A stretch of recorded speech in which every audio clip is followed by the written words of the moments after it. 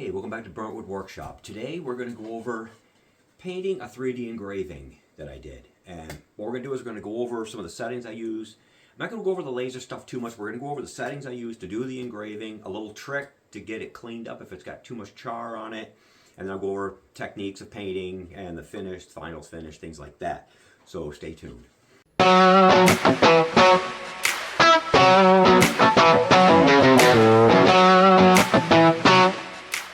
So in this painting, I use, on the greens, I use an iridescent green. So basically I use this right here for the green, and that's already iridescent. And I also have an iridescent, kind of a reddish color that I use for the flowers. And if you don't have the iridescent paints, you can make whatever iridescent color you want with this.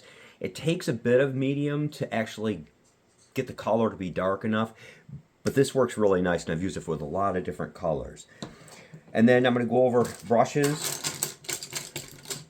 Man, if I can pick these up. This is the set that I bought, and I'll leave a link to this on Amazon. These brushes work really nice. In the video, I basically use this wedge brush here for this portion of it. I use, well, let's see if I can get a hold of it. I use this brush here for the wings. And infilling the feathers, I use a combination of that one and this one here. But it gives you a nice assortment of brushes for whatever you want to do. And then for the intricate stuff inside of the butterfly wings, I use this set here. And I actually use the smallest one to get inside the lines on the wings and on the bill to the hummingbird. And as you can see, it gets in there really nice. So I'll leave a link for these two. That's another one, another set that I use. And I keep them right in this because they're organized by size. So it's just easier. But that's what we're going to go over in this video. So for this engraving, we're going to do it on 3/4 inch solid pine. And this engraving is basically 8 inches by 8 inches. So it's a 1x8 basically of pine. And I got a nice clear piece with no knots or anything, so it'll engrave really nice. And I found that 55 power, 150 speed, grayscale, and I've got it at 200 lines per second. That's obviously way more than I need. 160 is plenty. Should be fine. So we're going to go and process this and see the results. When I initially did this hummingbird engraving, I used my standard settings, but this particular piece of pine, it burned really dark. So what I did was, to lighten it up, I ran the whole thing over again at a power of 20 and a speed of 400.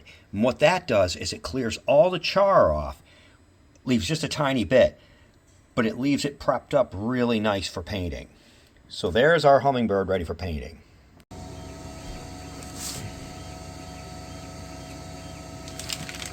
Okay, we're just going to start blocking in with our iridescent green. And on the upper parts of the wings, I do dark, just a full color. Push it right down in the gray, right in the grain.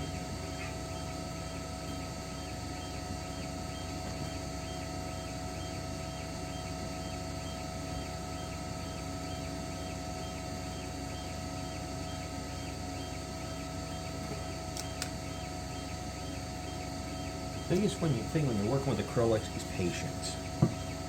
Because as you spin things around, if you don't let it dry in between, you end up sticking your hand in it and smearing it all over. And with the wood being porous, that could be a real nightmare.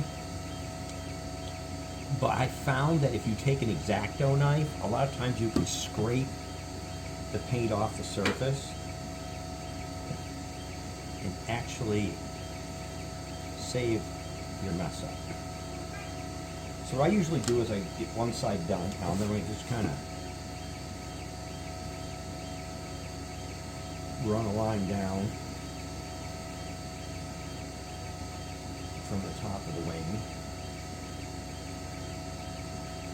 and then kind of dry brush that out.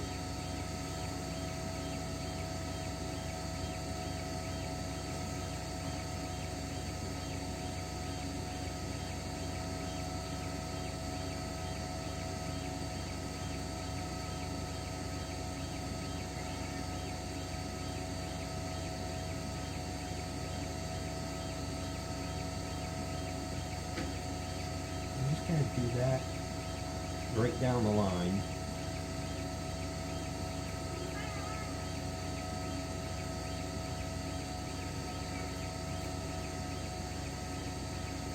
And painting is made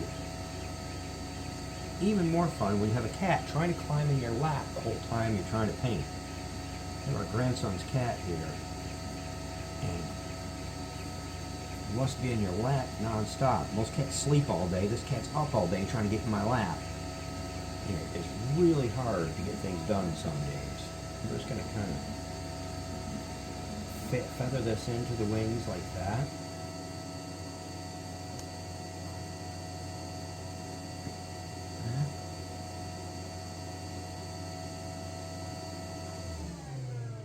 And that was the laser shutting off for the next project I'm doing. Because I've usually got about 3 or 4 projects going at once. And then this is going to carry into the breast like this. And into the other side.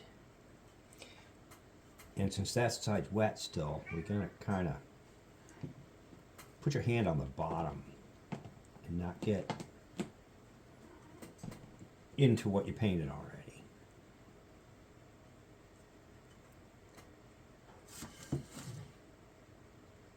And hopefully you can see this. We'll find out in a minute when I run it back.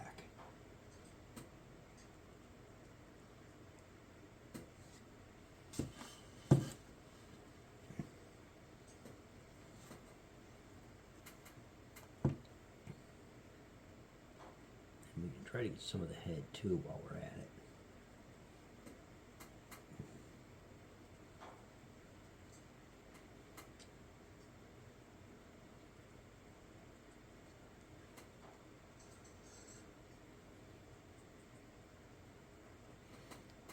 And down into the breast, like that.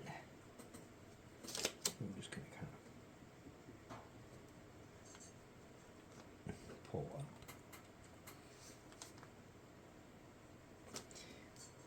And I'm running out of paint here, so I'm going to have to get some more. But that's a start, and we will keep at it.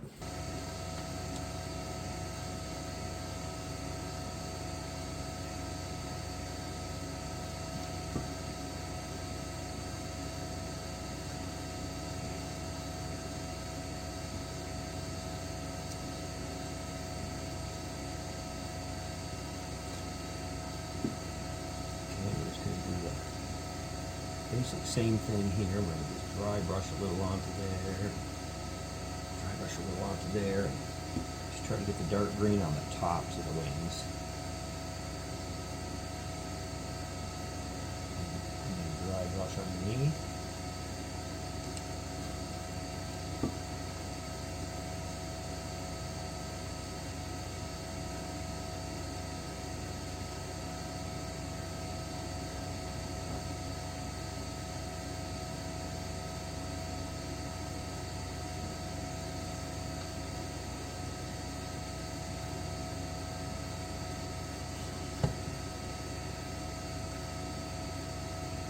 These brushes here really lay down the paint nice.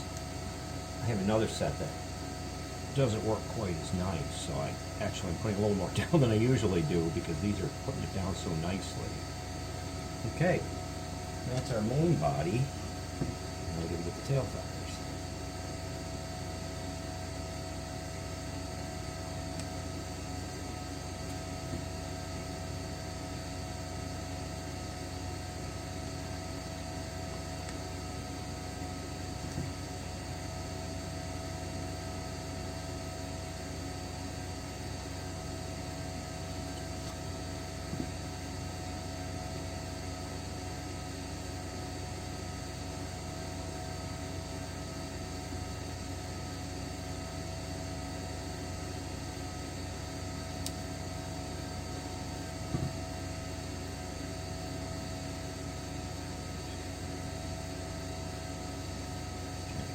Up like that. Try brushing a little bit. And there's our start of our hummingbird. Okay, so on the red here, I like that to be iridescent too, and I don't have any iridescent red. So what I do is I take this iridescent medium, and it takes quite a bit of the medium to get the red to have an iridescence. So basically just put a little drop. So a little bit of the red on the iridescent. Whoops, I got multiple brushes here. I'm just gonna mix the two together until I get what looks like a nice shine. And that looks pretty good. That looks about like the green. So then we're just going to come in here, we're going to get the glop off the brush because we got way too much in the brush. And then we're just going to come in here, we're going to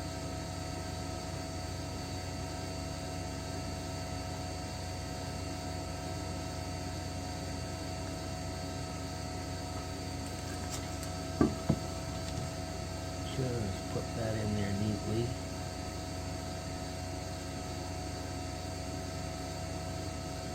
And it's a little thick, so it kind of was a little difficult, but there we go, the nice red iridescence. Looks a little pinkish, but it's pretty close to what I'm looking for. Okay, so on these flowers, what I wanted was I wanted a dark pull off from the center and fading out on the petals.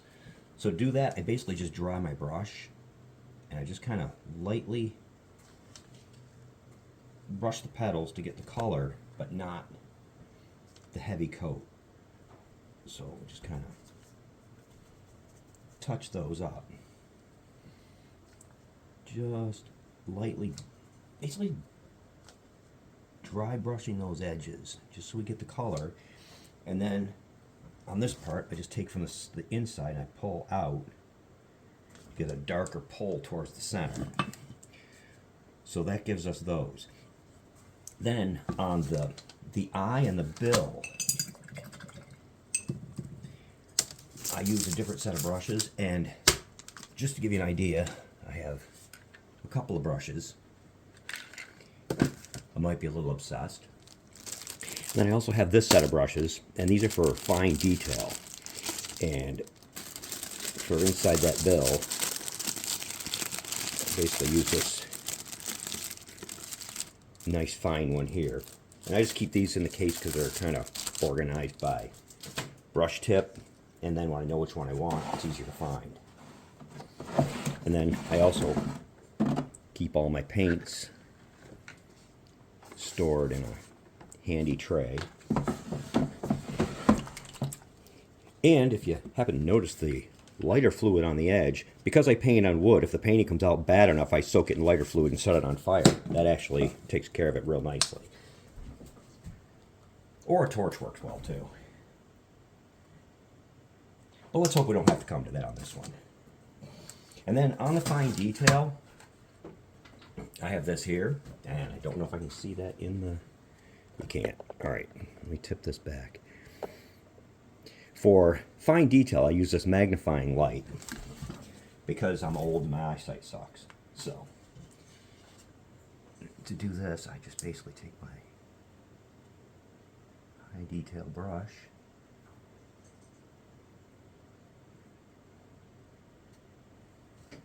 and I hope I'm not blocking the camera.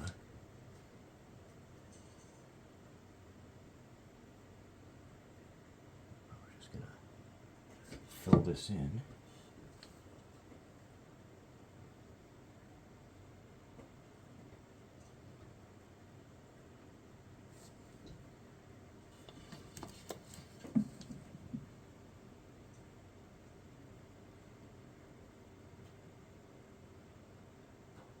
I could probably do it without the mirror, but I find that I can see a lot better with this, and if you have it, you might as well use it. It's a lot better than missing the spot. And with these engravings, it's hard sometimes to tell what the spot you're supposed to be painting is. So when you get the magnifier in, sometimes that helps a bit. Okay, so we're gonna... Now when I do the eye, I'm gonna put a little white dot in that afterwards to make it look more like an eye. But there's our...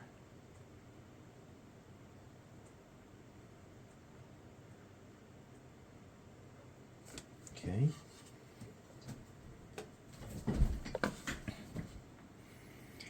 And there we are so far. And then we've got the butterflies to fill in. And we'll do those next. And always clean your brushes. If you forget to clean your brush and it ends up getting crusted and stiff, believe it or not, rubbing alcohol works really well. I have tons of it to clean my laser, so I figured I'd give it a try. And the rubbing alcohol really does clean the brushes out nice. Okay, next thing we're going to do is we're going to do the butterfly, and that's going to be done in orange and black. And then we also want to bring out our array of yellows to orange, to the light orange, for our sunburst. Which, actually, maybe I'll do that next. Of course, I'm probably off the screen now. No, I'm on it, but let's move this better. Okay. So, for the sunburst, basically I take a brush like this, and I start with a... Oh, shake the paint after you open the lid. That's brilliant. Don't do that.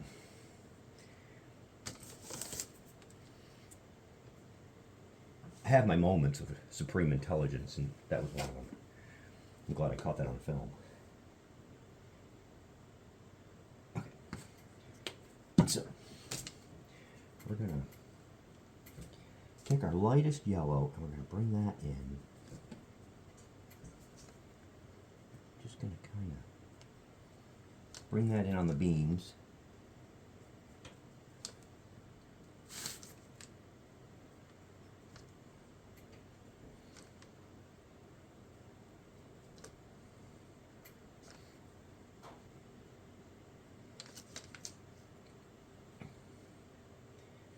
And then we just want to take and fill in up to the wings.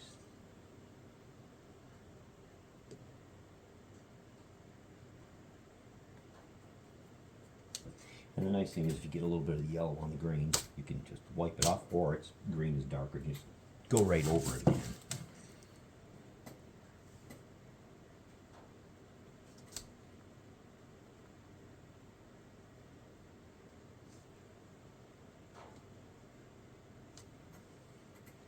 And so once you do your outline, then you can just kind of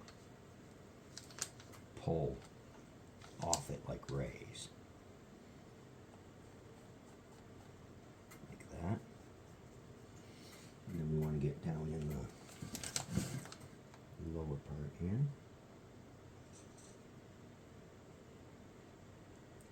And I went to school for art, and the class that I had basically didn't tell you what brushes to use for anything or anything. You just had to paint stuff and critiqued it, which really didn't help a lot. So taking online art classes may or may not be your best option if you want to learn about the brushes. But I found that if you buy enough brushes and experiment with them, you can figure out what brushes work best for what. This wedge brush here works really nice for stuff like this. Just coming up to it and pulling out. So we're just getting a basic undercoat of the light yellow. And somehow I bumped the outer border. When you do that, the nice thing is that could just, if it doesn't wipe off, you can just sand it off. But try not to get it on anything else if you can. Okay, so there's our burst of sun. And honestly, cleaning the brush in between doesn't really matter. Keep a pair of jeans nearby to wipe the brush off. And that just kind of is pretty much an ombre, where you drag your colors from darker to lighter. or vice versa. But you just want to do something like this.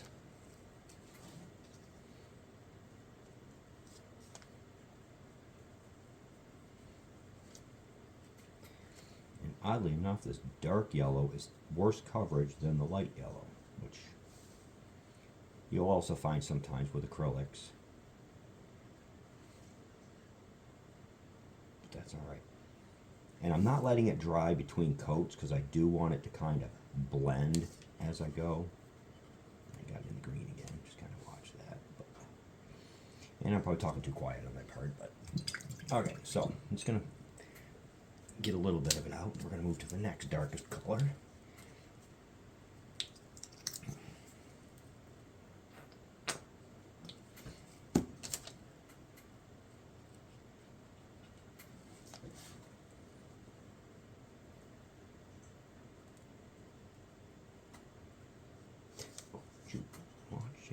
Alright, so we'll have to do a little green touch up. I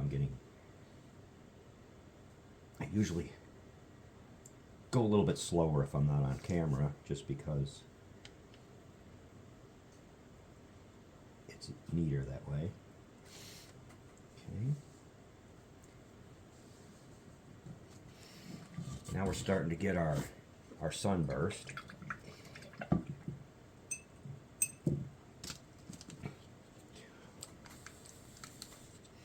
And I'm probably going to let this one dry a little bit actually before I go any further. But another thing you do is you take your brush wet, just kind of pull this all out just by wetting the brush, and see how that blends that in nicer.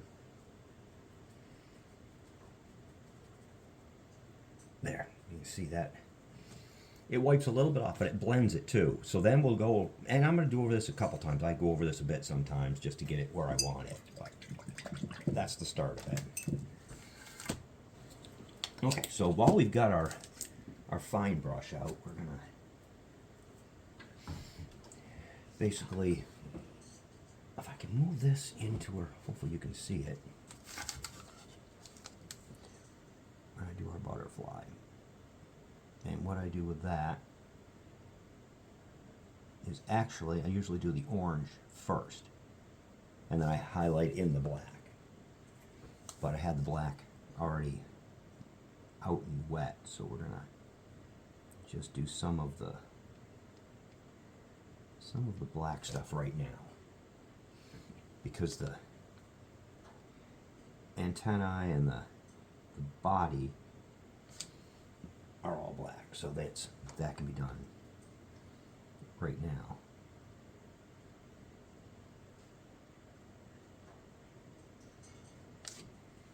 And we have another one up at the top. We can get the black done on that while we've got this.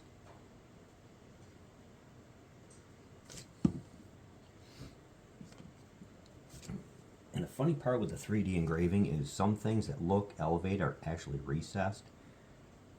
So, like this antenna is actually kind of, it's not really raised. So you gotta try to catch it so that it looks, see, it's, if you look closely, you can see it's actually a recessed, not a raised antenna. So what I do is I fill it in, and then I can take my utility knife or whatever and scrape the paint off to give it that look. You know, this butterfly here only has one antennae in the design, so we're gonna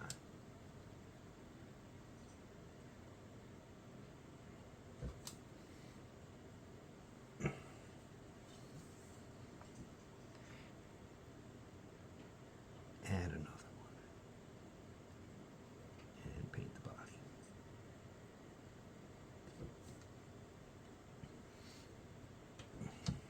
And make sure you wipe your excess off the brush on these little brushes, because if you get a glop on it, it's pointless being a small brush. Alright, so move that, and here we are so far. Okay, so we've got our orange. We're going to put that up in the, oops, one more than I wanted, but the top corner there. And we're going to take our No, this brush here. I want this brush. It's a nice small tip. And we're going to just... And we're going to make this a monarch butterfly, because let's face it, who doesn't love a monarch butterfly?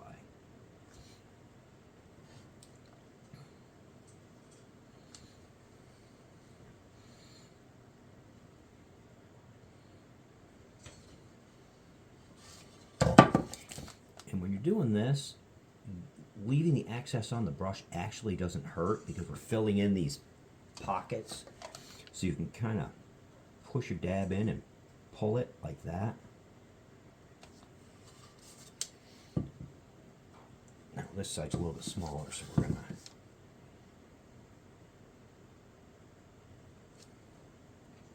just basically fill in the orange. And this ends up taking a couple of coats to get the orange I want usually. So we're gonna do this, and we're gonna let that dry, and we'll put another coat on. And then we also want to bring our orange into our sunburst to get it that nice orange at the base.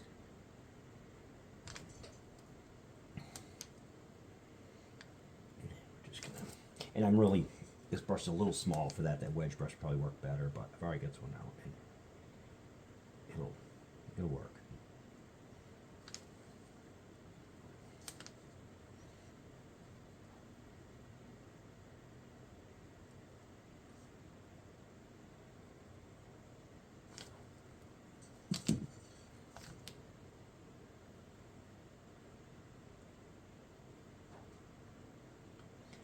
As you go around, you just pull out like that. And that gets you your bursts.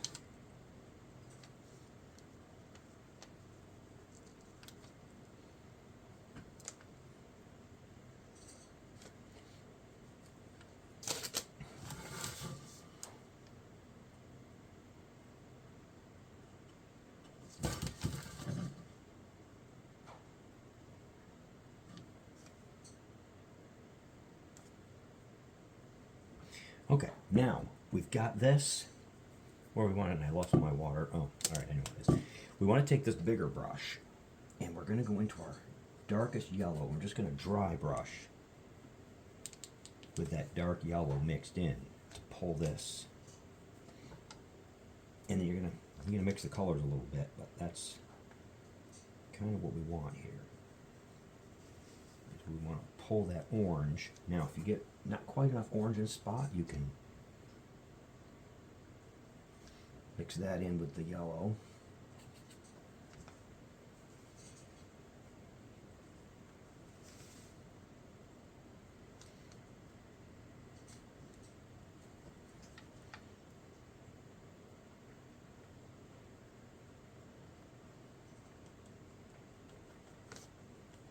Okay. Yeah, we'll just do it this way since I'm probably going to turn the camera. So that's our burst. And then I want a little more of the yellow in the upper part, the lighter yellow. So we're going to kind of pull some more of that in.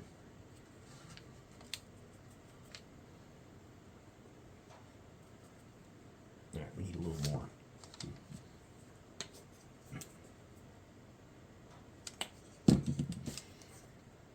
And in this part, you don't really care if the brush is perfectly clean because we're blending. So if you get, all right, see I did that flat and that messed me up. Don't go this way when you're doing this. Always go pulling out. Like that. So just always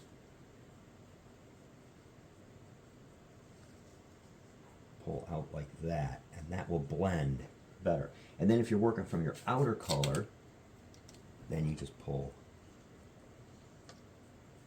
in like that.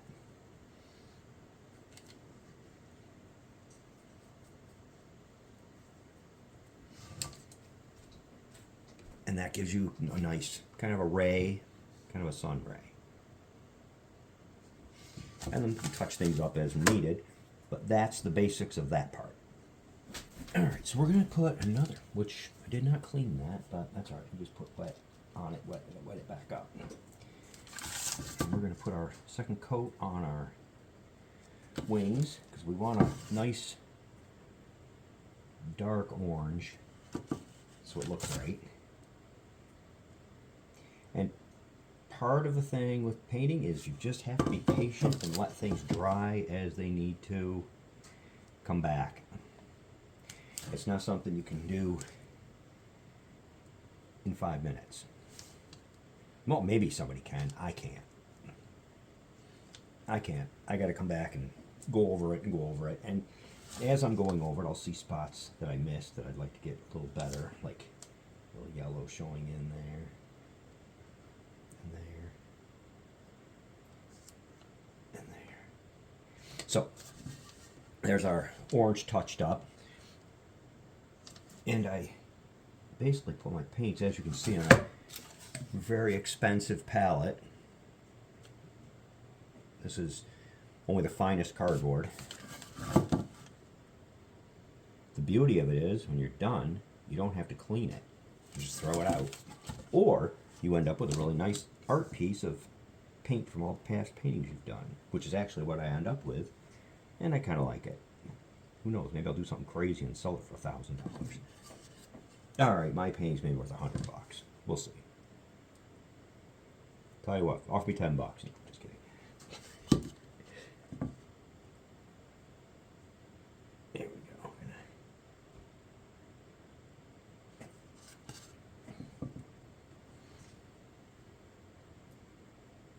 See, I'm not dead yet, or I have any scandals, so it's probably not going to be worth anything.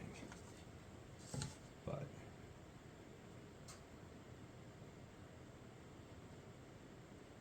you can do these and have fun, make a couple bucks. It's a lot of fun to do. I enjoy it. So there we are, that far along. And you can go crazy and spend hours infilling and infilling different things. And, I mean, you can spend days on a painting if you want. I don't make enough money to warrant spending days.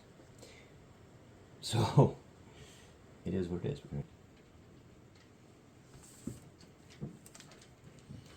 going to do this outside the magnifier just so you can see.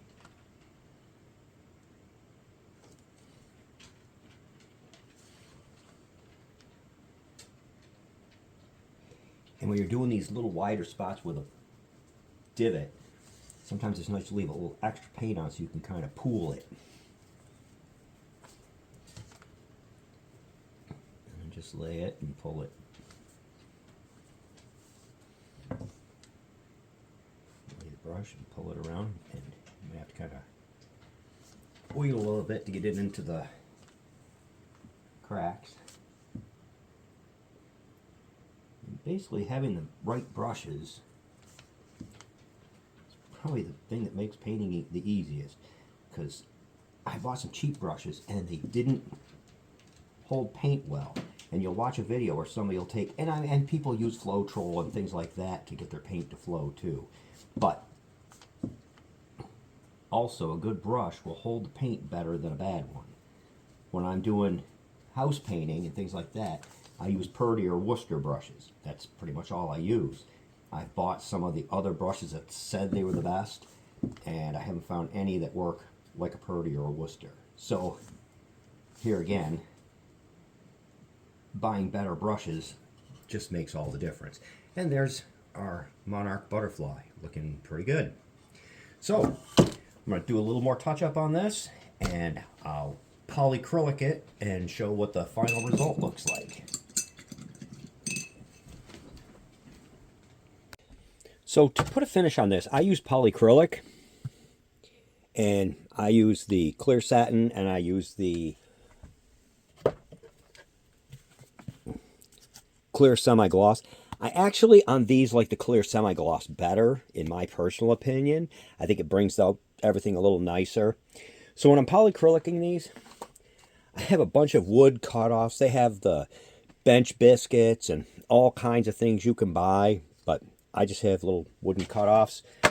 Throw a couple of those. Got another one up here. As you can see, they get used a lot, but throw a couple of those under it so that you're not getting it. It gets it up off the surface when you're doing your edges and stuff. And then we're going to polyacrylic it. I always use a quality brush. I use a Worcester. I've had this thing for about 20 years now. If you take good care of your brushes, they can last you ages. And as you can see, 20 years, that brush still perfect. So we're going to pop open our polyacrylic.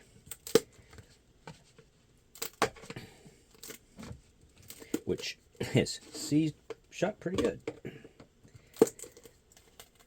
All right, and try, when you're doing that, all this crust that gets built up, try not to drop it in the polyacrylic if you can help it.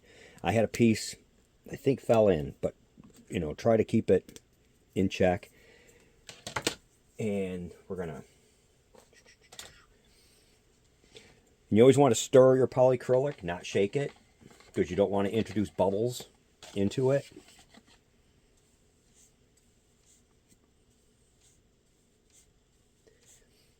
All right. And basically what I usually do is I start with the edges, and you're going to go around every corner and edge, because no matter how hard you try, somehow you end up with a run here or there. So we're just gonna, and as you can see immediately, that changes the look of the wood, and it'll dry looking more like what we've got here. It does dry, make the wood look really nice. So we're gonna make sure, this is the end grain, so I'm kind of going a little heavy over that to make sure I get it real good. And then we're gonna get the other end grain. We want to soak those real good because they can take more coats than the rest. But the way I do my engravings, the end grain is going to be on the top and the bottom of the engraving. So what you're going to see is the side, if you're looking at the picture. So another nice reason to have it this way. So we're just going to put a coat on that, and then we're just going to go around and make sure there are no runs on the edges, no runs on the back. Everything looks good. Then we're going to put it on our little plate here so that when it's elevated off the bench, so that it's not going to stick to the bench when you're done.